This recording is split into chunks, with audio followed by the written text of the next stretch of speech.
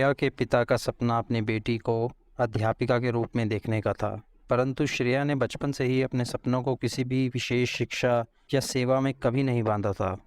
पिताजी के कहने पर श्रेया ने मैट्रिक में कला के विषय ज़रूर चुने, परंतु वह अपने आप को केवल योग्य बनाना चाहती थी। इसलिए शिक्षा के लिए चुने विषय श्रेया के लिए महत्वपूर्ण नहीं थे, अपितु उसके लिए शिक्षा सर्वाधिक महत्वपूर्ण थी। इंटर क्लास परिणाम ने श्रेया को पूरे डिस्ट्रिक्ट में ख्याति दिलाई। श्रेया ने 98.4% परिणाम के साथ इंटर उत्तीर्ण की। अब श्रेया भविष्य के विकल्पों को टटोल ही रही थी कि श्रेया के पिता ने बेटी से बीएड प्रवेश परीक्षा के बारे में कहा। श्रेया की उदासीन यकायक उठी नज़रों ने पिताजी को ये बता तो दिया था कि श्रेया की रुचि बीएड में तो नहीं है, परंतु पिताजी ने श्रेया की रुचि को प्राथमिकता दिए बगैर श्रेया से बीएड के दाखिले के लिए फॉर्म लाने के लिए कहा। श्रेया उस रात बिल्कुल सो नहीं पाई।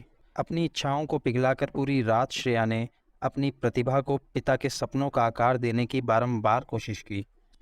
सुबह होते ही संपूर्ण आत्मविश्वास से परिपूर्ण श्रेया ने अपने पिता को चाय का कप और अखबार देते हुए संवाद प्रारंभ किया। ये संवाद इतना प्रभावी था जो केवल एक संतान ही अपने पिता से कर सकती है। श्रेया ने कहा, पिताजी, गुरु का पद ईश्वर के समान है। इस पद की गरिमा की बराबरी पूरे संसार में और कोई नहीं कर सकता। इस युग के महान गुरु, चाहे वो सावित्रीबाई फूले हों या चाणक्य, चाहे वो डॉक्टर सर्वपल्ली राधाकृष्णन हों या स्वामी विवेकानंद, सभी को महान इनकी शिक्षा और शिक्षा वितरण की पद्धति ने बनाया है।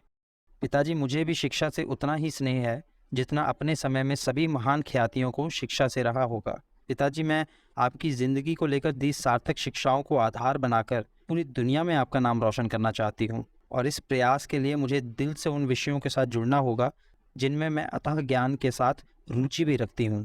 इतना सुन पिता ने श्रेया से पूछा कि तुम्हारी रुचि किस प्रकार की शिक्षा में है, क्या करना चाहती हो, बताओ।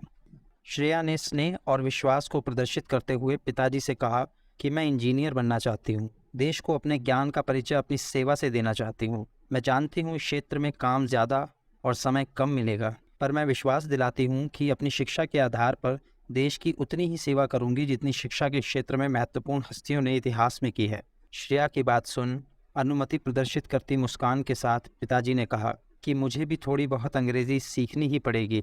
आज महसूस हो रहा है कि जल्द ही मैं भी सार्वजनिक हस्ती बनने वाला हूँ।